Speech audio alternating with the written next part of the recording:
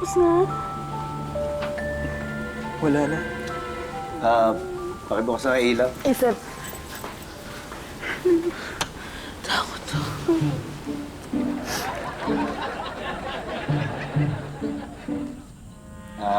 Anong oras na ba? 10 o'clock na po, Tito. Talaga. O, sige. Ako na mag-atid sa'yo, Ay, hindi po. Okay lang. Mag-get car na lang ako. Hindi. Ako na lang. Kunin ko lang sa sakyan. Teka. Kailangan palang sunduin ko muna nanay mo. Hindi po ba kasama ni Ma'am si Robert? Oo, kasama nga. Kaya lang si Robert, sasamahan daw si Patrick kasi nagka-brown out dun sa KTV. Hintayin lang magkailaw muna. Eh, di po ba nandun na sina kuya? Iatid niya naman daw si Cara. Kaya, okay lang ba, daan muna tayo ng KTV bago kita idaan sa inyo? Huwag na, tay. Ako na lang mag-atid sa'yo. Huwag na. Di ba nakuha ko na lisensya ko? Teka, hindi ka pa nakakapagmaneho ng gabi? Kaya mo na ba? Eh, paano ko ba malalaman kung di ko pa nasusubukan? Oo nga naman. Samahan nyo na lang, Alalayan nyo, baka mabangga. Ha? Kaya mo? Sige pa.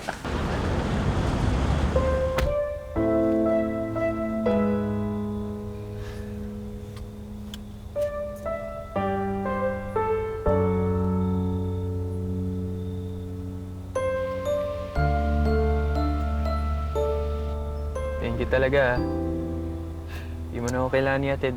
Ano ka ba? Gusto ko din gawin to. Tsaka para matuto na ako mag-drive sa gabi. So pinagpapraktisan mo lang ako, no? Uy, hindi ah. Gusto ko talaga pagkita sa'yo na marunong na ako mag-drive. Marunong na nga ako mag-parallel parking eh. Talaga? Oo, tinuruan ako ni Elmer. Oh, bakit? Wala. Selos kasi ako dun eh. Pero dati pa yun, nung Pasko pa. Ngayon hindi na. Talaga? Promise? Cross my heart. So, okay na tayo? Ay, wait. Buksan mo yan. May regalo ako dyan. Oo, dali.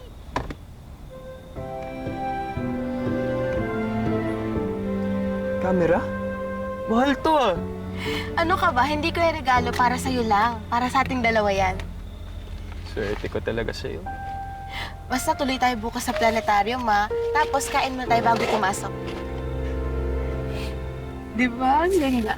Oo nga eh. Tara, try natin. Okay. Ayun na, lumabas na. Ganinin mo.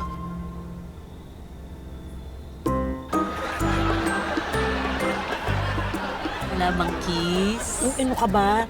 Baka magalit si Seth. Kaya nga tayo pinagbabantay eh. Hug na lang. Patingin, patingin, patingin. Isa pa, sige. Okay.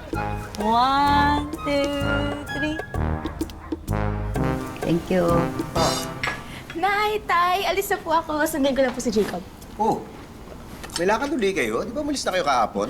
Eh, gusto po kasi niya makita yung planetarium eh. Sige po. Bye-bye. Bye-bye po. Ingat, ingat. Ay, naku yung batang yan. Simula nung matutong mag-drive, wala lagi sa bahay. Kaya mo na, ganun talaga eh. Diba na?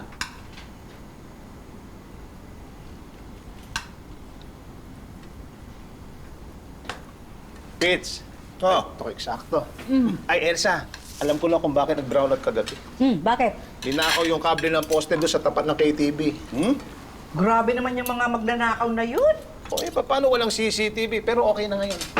Nako, baka hindi lang ngayon yan. Baka maulit pa yung mga nakawan na yan. Nakakainis nga eh. Kasi kung kailan marami nang pumapasok na customer, yun, may problema naman sa brown out. Yun lang, pag walang kuryente, wala rin negosyo.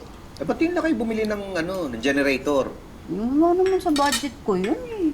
May mga lumang generator doon sa opisina. Yun lang muna gamitin nyo para hindi na kayo gumastos. Ay, sige nga. Yun nga muna. Sito, kain ka pa? Sige po, alis na po ako.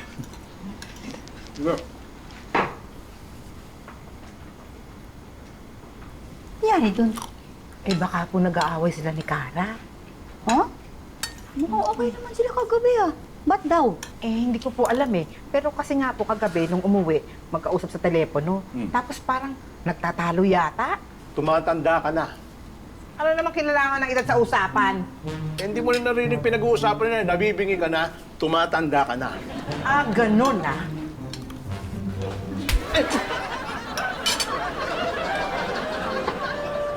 O ano, magtanda ka na. Ha? Magtanda... Ha?